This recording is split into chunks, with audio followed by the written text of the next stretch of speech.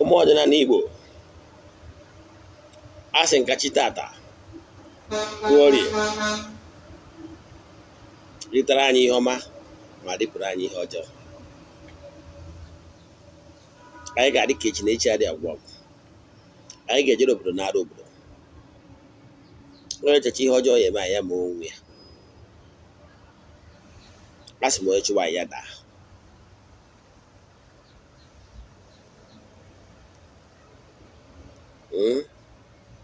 A sị na kaka anya ma jijiji anya ma ihe ọma dị n'elu ya dara anyị n'ala dị na ya pụrụ anyị ome ka ụwa anya afọ. Aka m bụkwa onye nke gị Eze-Ana Ugochi tubelu oraifite. Abịa n'ụbọchị taa, isiokwu n'ụbọchị taata bụ ka nza azịza dị iche iche ndị mmadụ jụrụ. Gee ntị nke ọma, bido na vidiyo watch gide ruo na njedebe ka ịmụta ihe wee change your life.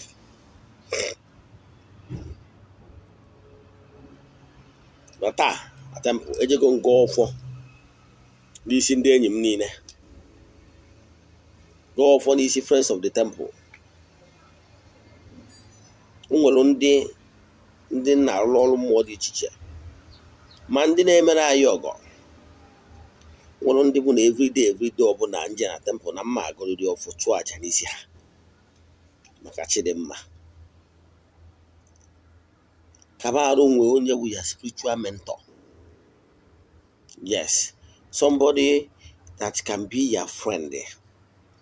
Ga na-eche gị n'ihu mmụọ mgbe niile, na-ayọ mmụọ ayọ n'isi gị. Ọ dị very important. It's not all about onye ya arụchara ọrụ, mana onye ga-arụchara ọrụ nọrọ ka ya spiritual mentor. Onye ga na-ebu gị n'obu mgbe niile. Mana ị mara gị na ọrụ mmụọ a na-alụ, enwere a lot of people a na-arụ ọrụ. Mana ọ gịnwa ga-eme na-eshi ofesi, ọ gịnwa ga-eme ka onye na-arụrụ ọrụ mara gị, na-ebu afa gị n'ogbe mgbe niile. Nke bụ na o nwere ike iwe ọtụtụ ute ata akpọnwụ ndị ya na-eso si aja egosie gị. Ịghọtara ya? Ịda na-anọ m nwogburu n'ebe ọ bụla ị nọ. Agụkwa m ọfụ gbaa ọfụ maka ndị na-agọ for 21 days kwesị gọba, na ndị na-agha ọchịchị onyonyo anyị ha tụsara ya ndị ọzọ. Sị na Chidimma ya adịrị unu niile. Ajụjụ ndị mmadụ jụgasịrị ka mma akọwacha n'otu taa.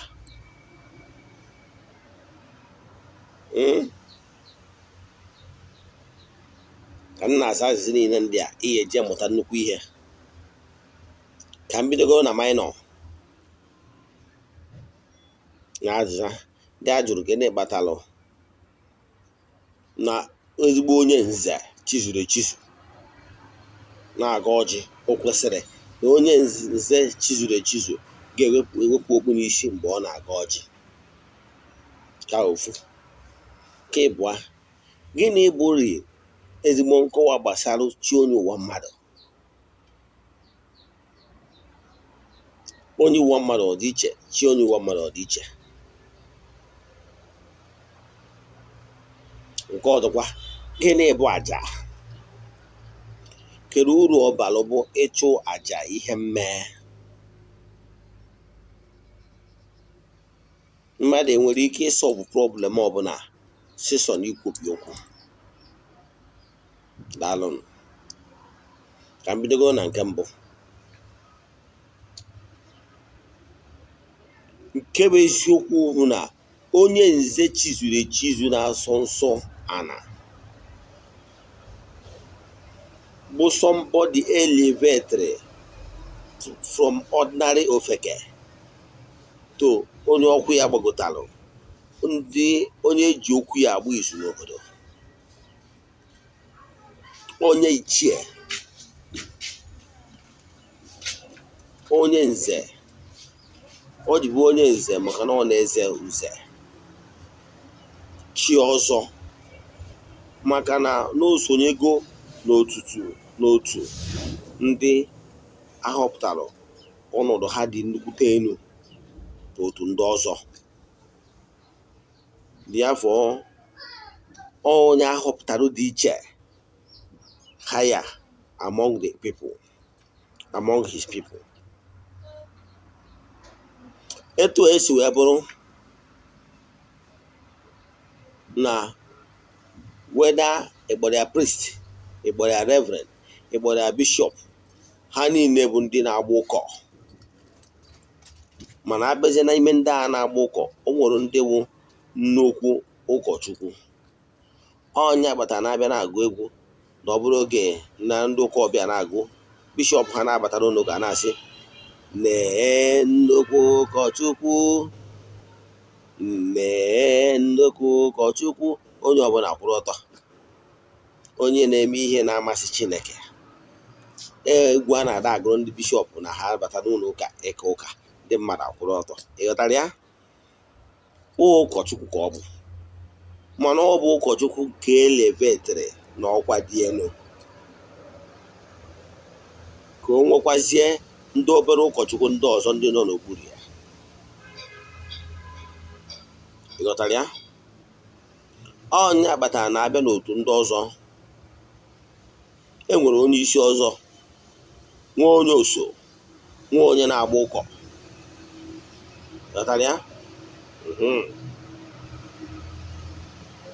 Mgbe gburugburu n'ọnọdụ ọzọ nọ n'ala Igbo, onye ọzọ ga-enwere ike igbu okpu n'isi wee gọọ ọjị. Yes, o nwere ike ndị agbụrụ kịta, o nwere ike ịgbọnụgharị, maka na ndị mmadụ ka na-eji mindset ndị ụka were na-abịa. Ọ ndị ụka bịara na-eme, ọ bụrụ na ndị ụka chi ikpe ekpere asị ka ekpupu n'okpu,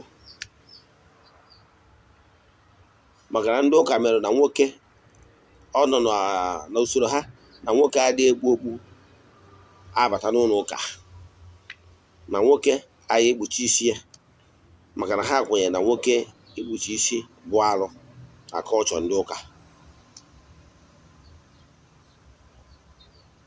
Ọ ya batara eji St. Paul ji wee kwuo na akwụkwọ ndị akwụkwọ ndị Kọrint maka ụmụ nwaanyị ikpuchi isi ha. So n'ọgwọ ndị ụka ọbịa, the Orthodox churches, nwaanyị ga-akọvarịrị isi ya, while nwoke ama egbu ihe n'isi. So ọ na-emezi ndị ụka, nwoke gburugoro ihe, o ruo mgbe ha firiru na ha chọrọ ịkpọtu ịkọmuniketi tochi ha, ha asịsị kpokwu ụmụ nwoke gbokwu ogbu. Ihe a bụ mindset ndị ụka. Mmanya na ọdịnala ọ dụrụ etu anwa, maka na ọ bụrụ ịsa iko, azụ iko bụ ịkwanyere Chukwu okike nke pụrụ ime ihe niile. Mana ka m lụtara gị, even na n'etiti ndị ụka anwa, ndị ụkọchukwu, the bishops and the pope, cast your mind back the last time ifu bishop ma mgbe ifu pope na-ekpu okpu wee na-agọzi ndị mmadụ. Cheta okpu ndị pope, ọ dịka pope nke kpọgbubiego Naijiria mbụ mgbe ọ dị ndụ. Ị ga-afụ ebe esesịrị ya, ebe ọ gbu okpu ya, ọ gbu okpu a na-akpọ maịta, that big one a na-akpọ maịta. Mgbe ọ gbu ya, ọ ya egbukọ ya wee na-agọzi ndị mmadụ. Ọ chọkwa ịka ụka, okpuru nke a na-akpọ skull cap, that small cap na-adị n'etiti isi ha, ịlọtala, ọ ya ebu ya wee na-aka ụka. Ịghọtara ya? Yes, maka na nyanwa na onwe ya bụ his lordship or his eminence or his grace. Ịghọtara ya? Therefore, ọ bụ onye elevated among other ndị echiri echi. Ịghọtara ya? Therefore, o nwere ike igbu ogbu. So igbu ogbu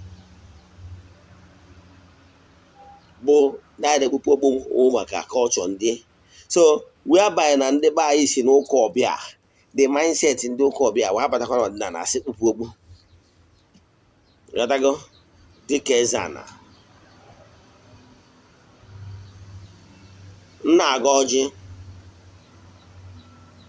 adị m ekpukpu ogbu, unless na my own na m chọrọ ikpukpu ogbu, mana ọ bụrụ because of na nna aga ọjị. Ghọtara ya? O nwere ike hit ya na-eme, if you don't enjoy enough fresh air. Maka na ihe chi nke ukwu na-eche ekewa obi. Ghọtara ya? So n'ọdịnala Igbo, ndị ụka na-agbachasị onye bụ ogbu respect ya chikwu ukwu okwu. Ihe niile ahụ ihe ndị ụka ji aka somebody. Nwaanyị na ọ ji ahụ bishọp na-aka ụka ma ọ bụ na-agọzi ha na ọ dị-ekpupu okwu ya. Ghọtara ya? So maka ndị chiri ọzọ ikpupu okpu n'isi does not count. Ghọtara ya? Ihe a na-eche ekewa obi mmadụ ga-asọ asago m the question maka onye jụrụ the question. Then ihe ọzọ m chọrọ ịkụwa taa bụ n'oge ọdịnala Igbo bụ ihe ị kwesịrị ịma. Ka m bido ihe gbasara chi onye ụwa mmadụ. Chi onye ụwa mmadụ bụ ndị ụka kpọrọ ya guardian angel. Ya guardian angel bụ nọka ya third eye, mmụọ na-ekwuru gị ọnụ gị na ana mmụọ. Ndị ụka kpọrọ guardian angel, n'ọdịnala kpọrọ ya chi onye ụwa mmadụ.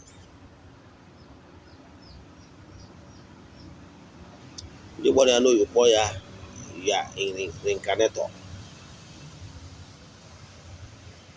Yes. Mana o nwere ihe nchọ ka nkọwa. Ihe kpatara ụfọdụ ndị mmadụ na-get everything confused because na ha matara how these things work in the spiritual realm.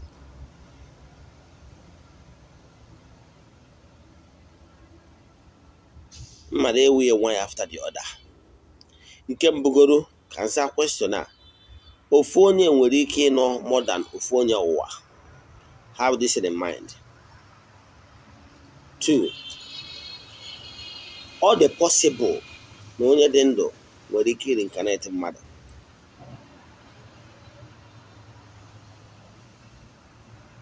All the possible na onye dị ndụ nwere ike reincarnate mmadụ.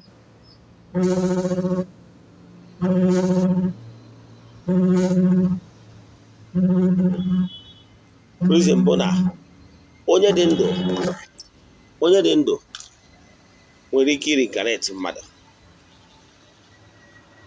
I will cite some examples ka o kwe ghọta maka na ihe a bụ spiritual things we are trying to explain for you to comprehend it a little. Nke mbụ, ihe a bụ spiritual exercise or spiritual exercise. Now, do you know na mmadụ nwere ike in the physical world the person is still alive, but in the spiritual realm the person have joined her, is in the great beyond. Do you know? It might sound as a mystery. Let me tell you another thing. Do you know that some people are naturally mystic in nature? Some people are extraordinarily gifted. Okay. Let me explain this again. Do you know no nwere ihe a na-akpọ bilocation? Bilocation is that o nwere ndị some mystics they gifted to the extent that they can be in two places at the same time. It has been proven. Even the church people believe so. I believe in onye na-akpọ St. Padre Pio. He was a Reverend Father. That he was a stigmata. Ndị a na-abịa nwee asị na ha nwere wounds of Jesus. I'm an go here as a Catholic. Yes. The man has the gift of bilocation. It can be in two different places at the same time. Then, enwekwalụ late brother Innocent Okoli of blessed memory. n'Owerri ebe iri n'Ọlụ n'Imo steeti. Esokwa m je na nke ya. His adherents believe that he has the gift of bilocating at the same time, being in two different places at the same time. Yes, it can happen. I don't know. Read some mystic books. In Marona, not the very, very possible. Bilocation. You get. Then, only Hosanna astral travel. Astral travel is that somebody can be here, maybe sleeping in Lagos, then project his mind and witness an event or events in Lagos while his or her physical flesh is in Abuja. Some of these mystics and the spiritual understanding aburifiga matter in one sitting. As you are growing spiritually, you will understand. Only be get develop spiritual consciousness. If that you in up, that is, he can project in astral travel. Example, can marry that in recent times. A lot of people will be calling me that Eze-Ana Ugochi, I saw you in my dream. You gave me this. You solved my problem in the dream. You did this for me. You be of help to me. This and that. Some days, a lot of people will be sending messages for me. Eze-Ana Ugochi, I saw you in my dream. You helped me do this. You gave me something. You gave me this and that. And that. A lot of people understand. Now, when they get develop your spiritual consciousness, you can be projecting. Yes, or spiritual maturity. You know that? And the man in a project. Now up in the spiritual, even when you are sleeping, your spirit is awake. Gabe dị iche iche. Ịghọtago? Na-alụ ọrụ ọma dị iche iche. Enwere ike iji oge dị etu a pụọ je gbaa mmadụ ụgwọ in the spiritual realm. Ịmara onye ahụ wee gapụta n'ụtụtụ ọsịrị anyị na onye a ya ji ụgwọ bịa ka bịa gba ya ụgwọ n'abalị were ọsọ wetara gị ego gị. Ịghọtara ya? So ihe m na-achọ ịkọwa bụ na mgbe a ga na-afụ gị na nlọ and giving account on frequent, a lot of people are feeling you in the dream frequently. August in a spiritual space is expanding. You will not understand all this because it's a gradual thing. In ordinary spiritual consciousness, you develop stage by stage, stage by stage. Mana kawakwa ahụ na-asọ nsọ. Kawa ahụ na-asọ nsọ, wepụ ihe aka n'ihe ọbụla bụ nsọ anị. Ka ndụ nke mmụọ gị wee na-eme expand. Ka ike, ka ị na-esi n'ike wee na-abanye n'ike. Let me put it that way. So, like I said, that you are still a toddler, maybe a year, 2 years, 3 years, and your grandfather is still alive and died when you are still a kid. It's possible that your grandfather can be your chionowa. Very possible. You can be one. That your grandfather you are seeing are still alive. But in the spiritual realm, or join go or go in the spiritual realm, physically or can on earth. Remember, Ben Kuzrina, Madam Werike, before he hoped the men at this gross material world, it must have taken on form in the spiritual realm. It can stay like a year, 2, 3 years, 4, 5 years, even 6 years before the thing will manifest. What you don't know is only a mystery to you and not to all. Let me give you an example.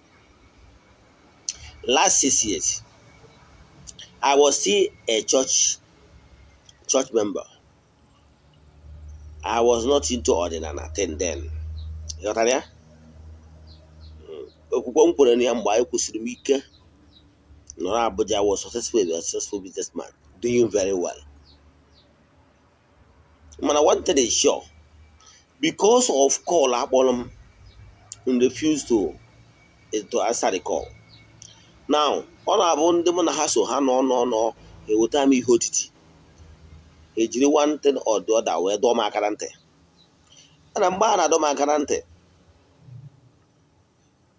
adị m aghọtachi ya na-aghọta ya na ọ bụ my village people na-ata m amoosu ma ọ bụ na-ebutere m ihe mgbochi ma ọ bụ na-ewere m anya ọkụ. I was thinking so many things. Cameroon for years I did not even allow my car to come to my village. I was like, now my village people now had the evil this and that because I thought that is people around without knowing that this is a sign. Now more than a ben nam nande podomolo chorokadnata can align no with them. Can put it. Man, I told me that way. How more you carry the front and back. Now boss of them take some of you, yes. Or for the name of never and I was a ben no. Sina here boogie. One ne not tanodin and mother a boogie. Ihe mbụ ọdịnala ga-eme gị na ọ bụrụ na ịbatago n'ọdịnala lụọ ọrụ dị n'ụtọ ị remove fear. Ọ na-eremu mbọ fear n'ime gị ma na ịbatatịba ọdịnala ụzọ ndụ ị na-emezugha n'ihe dị n'ụzọ mmadụ ọbụla enwere ike igbu gị ịghọtara ya. Ndị Igbo na-atụ si na chi onye adịghị n'izu n'isi na-achị ya wụ meaning ọ bụrụ na chi gị ekpetara ka ihe ọjọọ ọbụla mee gị you live long. Ndị Igbo na-atụ si na onye buru chi ụzọ gbagbuo onwe ya n'ọsọ. But if you are going with your chi, when you get to there, oh, he was a so more na boss on bar, more than me and a man no more no abenamo, the name sign na do macarante can chigata. Na boss. Mana, I was in Abuja then, and about 7 years ago. Yes, I dreamt that time. Na Bennam, more about the first son. That time, my father is already late. And I'm no copia. But Namo, I bought me a complete fence. Him balobo, the only back fence. Man, a front fence. About the complete house fence. I bought me. It's like I'm like half of the house. The backside fence, but the frontage so open. Of which in Agagon at the street, you'll be seeing somebody in the compound. So last 7 years, I saw myself in my father's house compound. And before then, I have already made up my mind that for the fact that I'm not so comfortable with going to visiting village, my own town, oraifite. So I went to another town. And my guano, na corona, can't make you when I'm at. You will see a well related here they make it, but I made you because I'm at all. Osule, or they call the name. So, where you over that about you to? I want to say they whatever. Where they go on? What I go China and estate. My intention, then I'll start building a duplex there. I was doing well in Abuja then. Don't forget. Now, my intention, Mpata Christmas. A gem na that my house, one of my family, no Joe Town. After Christmas, I will soon off back to Abuja. Then, from that Ojo to I can come to village meeting with my people, like play at the go back in the evening. So I was just running away from my family. You understand? So I thought it's evil people around. So now, boss. When I'm mom no sign of money, I'm not know. So that last 7 years, I was already building that Ojo to the place. Understand? So one night I saw myself in my own father's compound in Oraifite. this time around, what I saw is, and I now see that my house in the village, or if the where I'm living now, wooden a fence, that was a wire fence, don't you get the way it is now? And that dream, I can't remember whether more about the fence more or clear. But yeah, more about the fence. Don't you get big gate and small gate? And then with a duplex, as in upstairs, beautiful upstairs. Then yeah, the way it is now. Guy game up on Wednesday. So was one me per gate, but I done at the street, just open the gate. I saw two village women. And then my Hannah said, hey, they go look at this compound about my late father. See they go at compound my late father's were mazien no ma. Hey, no they my late father kotakwa waketa. Ka BS mazien ma after con watch. So I look at those women and wake up. Do you know that 7 years down the line, that dream when I was even in the church, that dream this time not a go not that dream been a miss 7 years after. So about the year and I go see that dream no get up ya mgbe mma agbabe nna m fence word place n'ime ya. But in that dream, amụrụ m na ihe a na-egosi m ihe ka ya na-eme. So ihe ọ pụtara bụ na in that last 7 years, this structure put on now na fence na mgbala has already been put in place in the spiritual realm. Na-echezi at the appointed time ka ọ hapụ nọ in the world of physical. Ghọtara ya? Ihe njikọrọ gị akụkọ a bụ na before anything ọbụla, whether good or bad, is happening in this gross material, it must have taken on form in the spiritual realm. So whatever you do now can decide whether the thing will happen as designed in the spiritual realm, whether the thing proposed for you, good or bad, whether it will happen as proposed, whether it will be delayed, whether good or bad, whether it will be removed and erased, whether good or bad. That's how things work. Because in a spiritual life, if you don't understand how things work, you keep on getting everything wrong. So the same thing. Yeah, father, having seen Manarutona, no can they attach to the earthly clock, the body. It might not see it clearly. Some people might say that my father, before some years, like my late father before some years back, some years before the suit or like so much. Or the suit where say no was no suit to a kaiga egibia. I was like, Daddy, why are you sounding in that manner? Why are you sounding in that manner?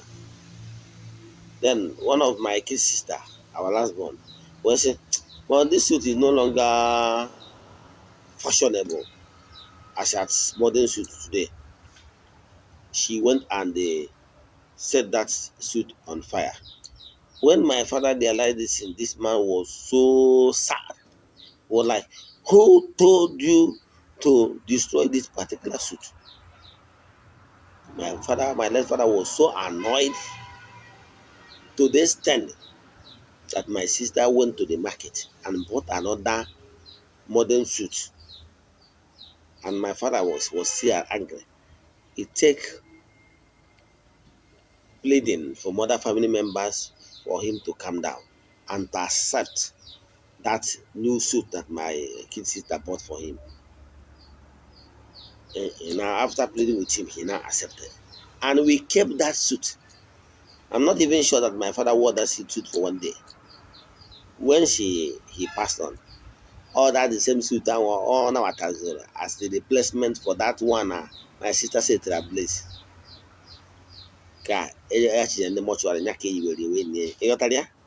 So Years before he passed on, he had been talking about something that is okay.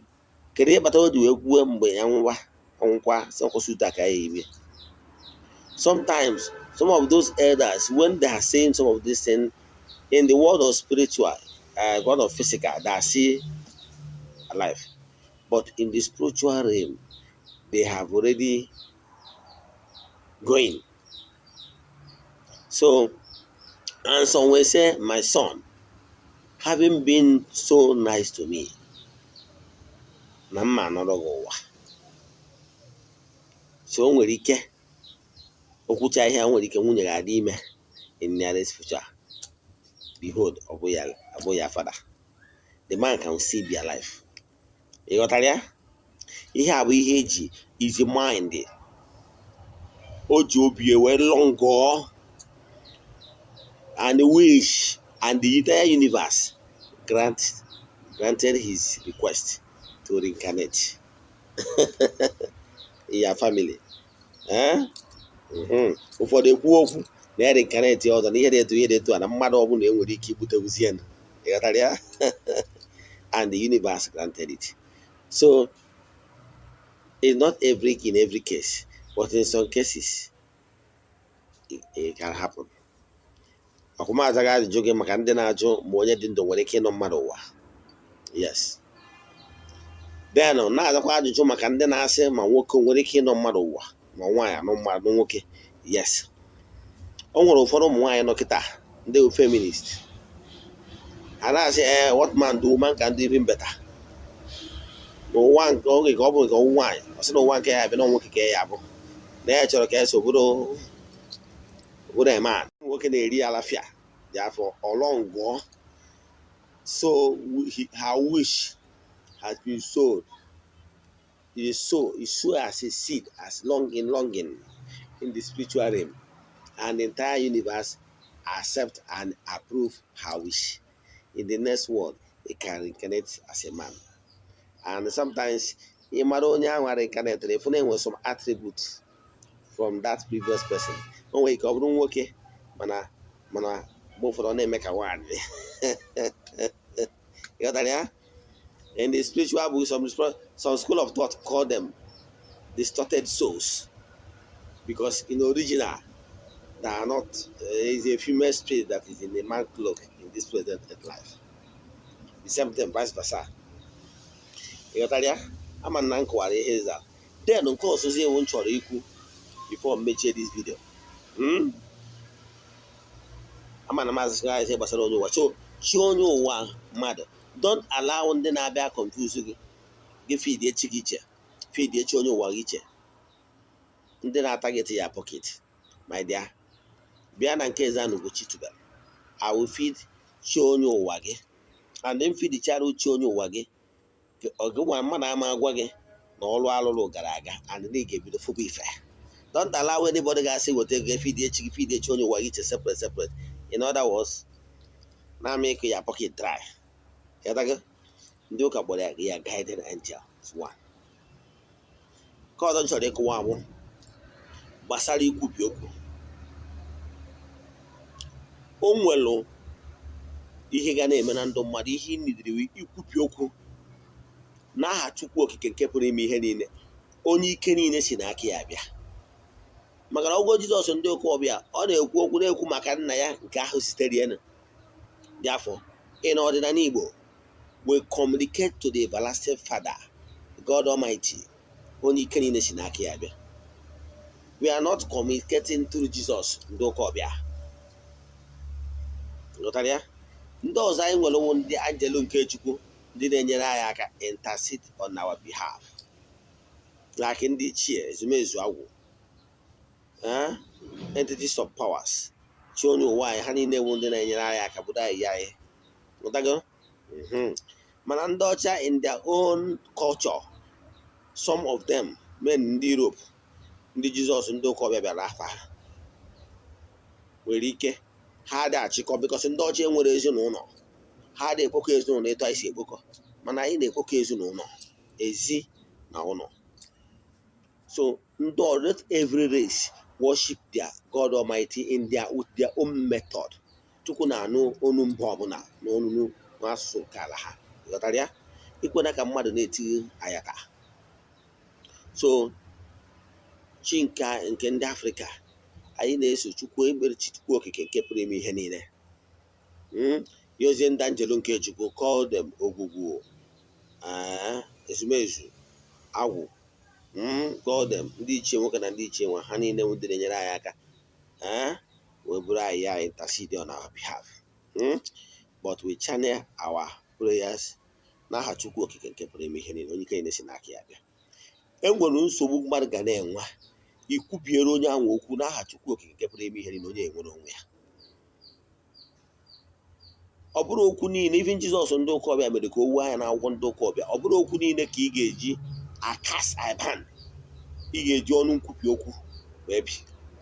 Yes, okwu ọnụ ka Chukwu ji kee ụwa, mana o nwere okwu ụfọdụ ya abụọ ruo ewere okwu a ga-eji ọnụ wee kwu ikwuo ya obee.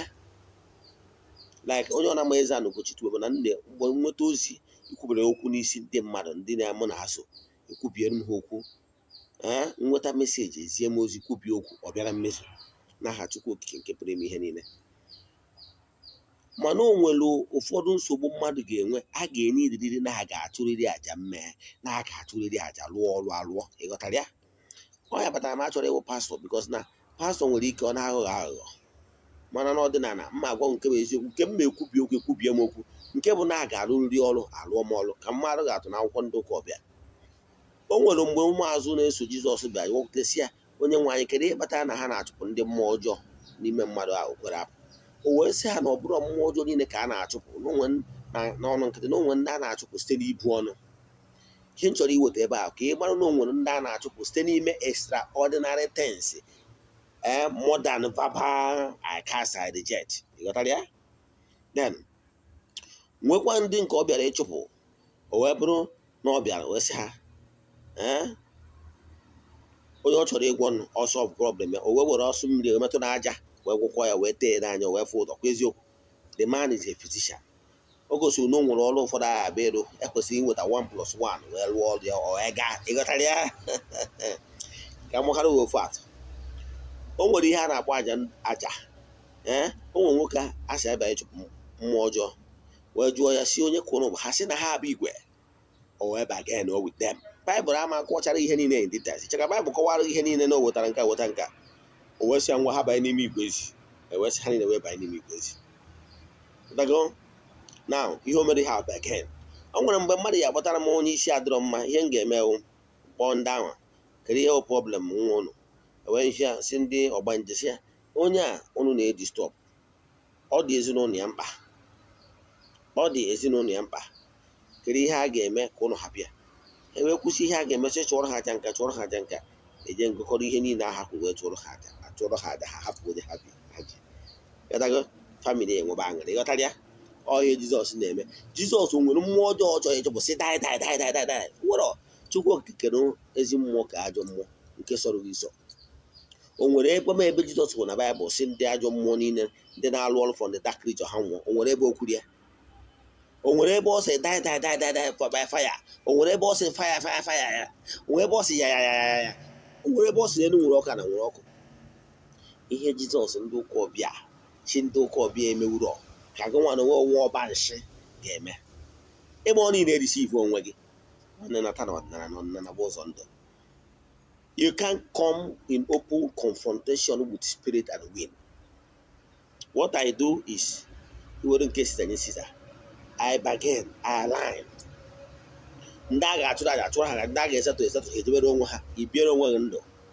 Gị na ha gị na mmụọ adị ama aka, gị na ha ma aka, inwe showdown.